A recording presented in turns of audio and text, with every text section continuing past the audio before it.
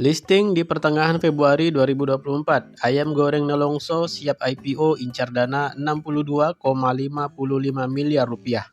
Apa saja isi prospektusnya? Yuk kita bahas. Halo guysku, Bang Tusa update di sini. Selamat datang dan selamat bergabung kembali saya ucapkan teman-teman.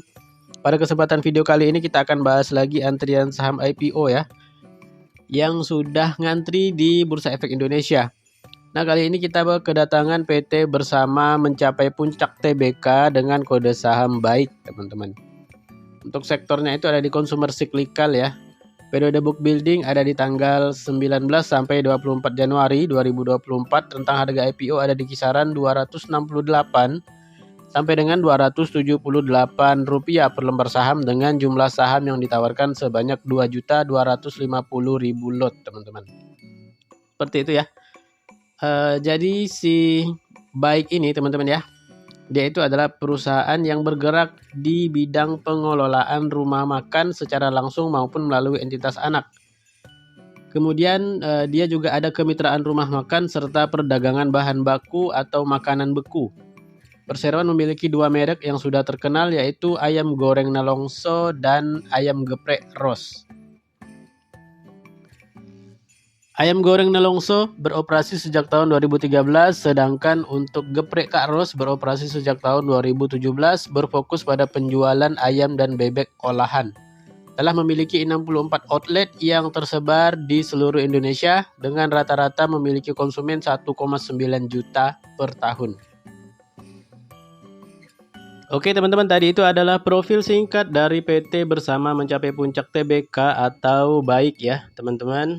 Jadi dia itu adalah restoran atau rumah makan milik sendiri dan juga entitas anak. Jadi sama-sama bergerak di sektor restoran teman-teman ya. Juga ada program kemitraan ya bagi teman-teman yang mau jualan produknya dari si baik ini. Nah, info yang saya dapat teman-teman bahwa katanya ya, karena di tempat saya ayam Nelongso ini belum ada ya teman-teman. Katanya ini harganya murah dan rasanya enak. Kemudian dia ini sering bagi-bagi makanan gratis atau makanan dengan harga murah ke orang-orang. Seperti itu ya. Nah, apakah IPO-nya menarik? Apakah dia sebaik itu? Atau malah dia akan nelangsa? Nah, kita akan coba bahas di sini teman-teman dari sektor underwriter, struktur IPO dan lain-lain ya. Seperti biasa ya, disclaimer video ini saya buat sebagai media informasi dan edukasi, juga sebagai bahan pertimbangan apakah nantinya akan ikut meramaikan IPO-nya si baik ini atau tidak. Tidak ada ajakan atau paksaan, semua yang saya sampaikan bersumber dari prospektus perusahaan teman-teman ya. Oke, tanpa berlama-lama lagi langsung aja kita bahas prospektus dari si baik atau PT Bersama mencapai puncak TBK. Oke teman-teman, kita lihat di sini untuk indikasi jadwal dulu ya, akan memulai masa penawaran umum atau offering itu pada tanggal 2 sampai dengan tanggal 12 Februari 2024 dan akan listing di Bursa Efek Indonesia pada tanggal 15 Februari 2024 teman-teman ya. Dengan penjamin emisi efek atau underwriter itu adalah PT MNC Sekuritas lagi teman-teman ya. Nah, kita sudah ketemu dengan MNC kemarin di IPO-nya SMLE, itu berhasil 2 kali arah. Untuk saham papan pengembangan ya. Kemudian saham papan pengembangan lainnya yang dikawal MNC kemarin itu adalah SMIL. SMIL itu juga berhasil 2 kali arah. Kemudian untuk saham papan akselerasi yang dikawal MNC itu terakhir dia mengawal saham IPO Udang berhasil 1 kali arah. Kemudian sebelum Udang dia mengawal saham IPO akselerasi MSIE teman-teman. MSIE ini kurang bagus ya, IPO-nya berhasil ARB 4 kali teman-teman kalau nggak salah ya, seperti itu. Nah, MNC ini nanti juga akan mengawal saham IPO Meja guys. Meja itu masuk ke dalam papan akselerasi juga ya. Kemudian setelah Meja dia akan mengawal saham IPO-nya si ayam Nelongso ini guys teman-teman. Ayam Nelongso ini nantinya akan masuk ke dalam papan pengembangan ya teman-teman. Jadi akan ada 1 akselerasi lagi dan ada 1 papan pengembangan yang akan dikawal oleh si MNC Sekuritas ini teman-teman ya. Nah, kalau dari historisnya tadi ya, MNC ini selama ini selalu menjadi underwriter itu kolaps dengan sekuritas lain. Belum ada IPO dengan underwriter tunggal dari si MNC ya. Nah, rencananya underwriter tunggal itu adalah saham Meja dan juga saham Ayam Nelongso ini, teman-teman. Seperti itu ya. Mudah-mudahan sih untuk Ayam Nelongso ini bisa ngasih cuan ya, teman-teman. Karena dia masuk ke dalam papan pengembangan ya, bukan masuk dalam papan akselerasi. Nah, kalau untuk IPO-nya Meja, saya ini agak kurang yakin ya. IPO-nya Meja akan bisa ngasih cuan walaupun ada bonus warannya, teman-teman. Seperti itu. Kemudian kita lihat di sini guys, untuk struktur IPO dari Ayam Nelongso ya. Jadi sebanyak-banyaknya 225 juta lembar saham atau mewakili 20% dari modal yang ditempatkan dan disetor penuh dengan nilai nominal Rp50. Tentang harga IPO ada di kisaran 268 sampai dengan Rp278 per lembar saham dengan nilai emisi 62.550 juta rupiah, teman-teman. Kemudian dalam IPO ini ada waran dengan rasio 1:1 di mana setiap pembelian satu saham akan mendapatkan satu waran secara cuma-cuma dengan jumlah waran yang beredar itu sebanyak 225 juta waran dengan rasio 25% dari total jumlah saham yang ditempatkan. Dan harga pelaksanaan waran itu ada di harga Rp400 per warannya, teman-teman ya. Nah, ini ada menarik, ada tidak menariknya ya untuk struktur IPO-nya ini menurut saya.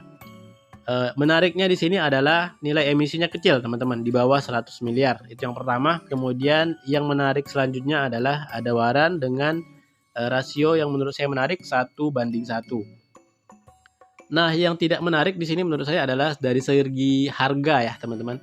Ini harganya 268 sampai 278. Ini kalau menurut saya IPO-nya akan rame, akan menarik kalau dia itu pasang harga di kisaran 100. Nah, itu menurut saya menarik tuh. Harga cepet dapat waran 1:1 ya kan? Itu pasti diserbu retail tuh, teman-teman. Kalau harganya 100 waran 1:1 pasti rame tuh. Kemudian kita intip di sini untuk rencana penggunaan dana IPO, teman-teman. Jadi seluruh dana yang diperoleh setelah dikurangi biaya emisi akan digunakan untuk, di sini ada 4 poin besar. Yang pertama sekitar 3,48% akan digunakan untuk pembelian mesin dan kendaraan operasional dengan rincian sebagai berikut. Yang pertama sekitar 44% akan digunakan untuk pembelian mesin cold storage dengan kapasitas 20 ton dan 1 unit mesin air blast kompresor tow stake, teman-teman. Kemudian yang kedua atau yang B sekitar 56% akan digunakan untuk pembelian kendaraan operasional berupa 1 unit mobil truk Traga, 1 unit mobil Suzuki Carry, 5 unit kendaraan roda 2 dan 1 mobil karoseri pendingin. Kemudian tujuan penggunaan dana IPO selanjutnya atau yang kedua sekitar 10,16% akan digunakan untuk perpanjangan sewa outlet, teman-teman. Di sini ada 18 outlet dengan total nilai sewa itu sekitar 5,6 miliar rupiah. Kemudian yang ketiga sekitar 22,54% itu akan digunakan untuk renovasi outlet, teman-teman ya. Di sini totalnya ada 23 outlet yang dimana di dalamnya sudah termasuk 18 gerai di penggunaan dana IPO yang kedua tadi yang akan diperpanjang sewanya. Seperti itu guys ya.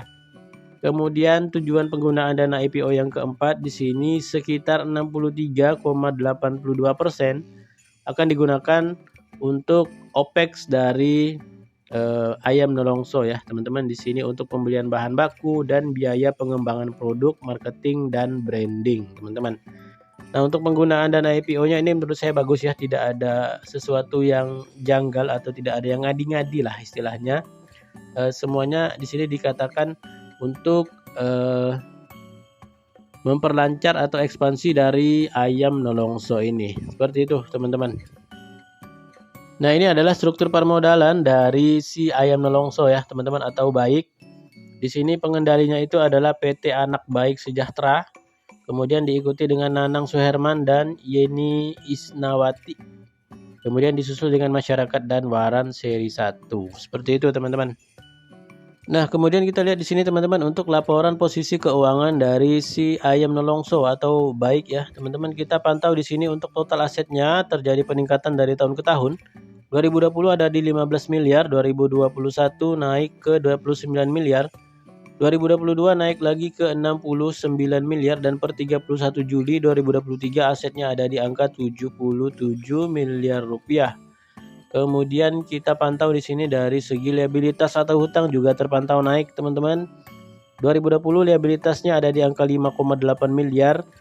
2021 naik ke 10 miliar rupiah. 2022 naik lagi ke 15 miliar rupiah. Dan per 31 Juli 2023 liabilitasnya ada di angka 14 miliar rupiah. Kemudian kita lihat juga dari total ekuitas atau modal juga terpantau mengalami kenaikan teman-teman. Untuk di tahun 2020 ekuitasnya ada di 9 miliar rupiah, 2021 naik ke 18 miliar rupiah.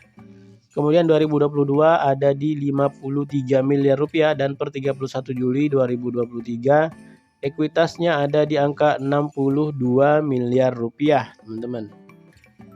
Kemudian kita lihat di sini ada kebijakan dividen dari baik ya teman-teman. Jadi dia akan melaksanakan pembagian dividen sebanyak-banyaknya 20% dari laba bersih tahun berjalan dimulai dari 31 Desember 2024 teman-teman ya.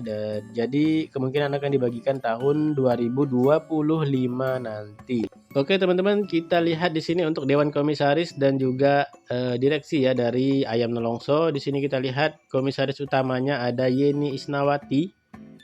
Ini juga sebagai pemegang saham dari baik ini ya teman-teman. Kemudian ada Wijanarko, ini selaku komisaris independen teman-teman. Kemudian ada Nanang Suherman, ini merupakan direktur utama dan juga pemegang saham dari baik ya teman-teman. Kemudian ada Afanin Nur Raudah selaku direktur ya teman-teman.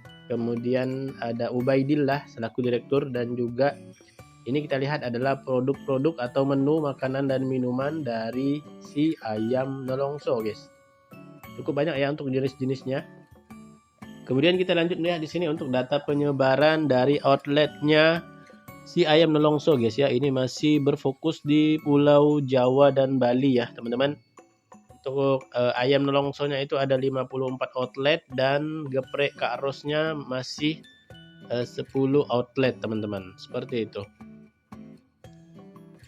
Kemudian kita lihat valuasi dari PT Bersama mencapai puncak atau baik ya teman-teman. Di sini untuk potensi market cap-nya itu ada di kisaran 302 sampai dengan 313 miliar. Dengan price to earning atau PER-nya itu ada di 20 kali dan price to book value atau PBV-nya ada di angka 2,5 kali teman-teman. Ini untuk valuasi dari ayam goreng Nelongso. Oke teman-teman, dari hasil pembahasan kita sudah ada beberapa poin yang bisa kita jadikan bahan pertimbangan ya. Yang pertama dari segi bisnis dan prospek usahanya, ini menurut saya biasa aja ya teman-teman. Tidak ada sesuatu yang jelek tapi juga tidak terlalu bagus-bagus amat untuk prospeknya ya. Jadi dia ini restoran ya, balik lagi kalau makanannya enak, kemudian harga murah dan restorannya rame ya pasti akan menguntungkan dari si perseroan atau dari si baik ini teman-teman ya, seperti itu. Tapi dari info yang saya dapat sekali lagi bahwa Ayam Nelongso ini terkenal enak, kemudian murah dan juga sering bagi-bagi makanan gratis ya, seperti itu. Terutama untuk para mahasiswa, seperti itu guys ya. Kemudian dari segi underwriter teman-teman ya, ini untuk historisnya teman-teman ya, dia ini bagus dalam mengawal saham IPO papan pengembangan dan bagus kalau dia join dengan sekuritas lain. Kurang bagus kalau dalam mengawal saham IPO papan akselerasi dan untuk historis sebagai underwriter tunggal ini belum ada historis ya kalau dari saya teman-teman, seperti itu. Kemudian penggunaan dana IPO-nya menurut saya juga lumayan bagus ya, digunakan untuk ekspansi dan OPEX dari Ayam Nelongso ini teman-teman, seperti itu. Kemudian dari laporan keuangan terpantau terjadi peningkatan ya teman-teman dari tahun ke tahun, dan ini menurut saya juga lumayan bagus untuk keuangan dari si baik ini teman-teman. Seperti itu. Kemudian di sini faktor menarik menurut saya adalah adanya bonus waran ya, dengan rasio 1:1 dan harga tebus ada di kisaran Rp400, teman-teman. Seperti itu ya. Dan ada dividen yang akan dibagikan mulai tahun buku 2024. Kemudian untuk segi valuasi, teman-teman, IPO-nya si ayam nolongso ini atau baik ini dijual ke masyarakat dengan valuasi yang menurut saya masih cukup murah ya untuk ukuran saham IPO ya, teman-teman. Seperti itu, karena PBV-nya juga kita lihat tadi masih ada di angka 2,5 kali, teman-teman ya. Seperti itu. Oke, teman-teman,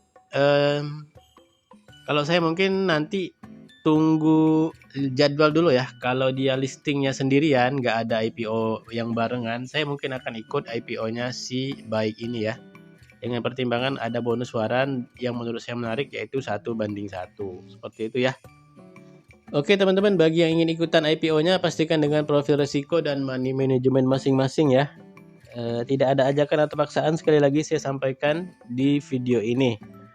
Cukup sekian pembahasan kita terkait IPO saham baik, teman-teman, pada kali ini. Mudah-mudahan apa yang saya sampaikan sedikit di sini bisa bermanfaat bagi teman-teman ya.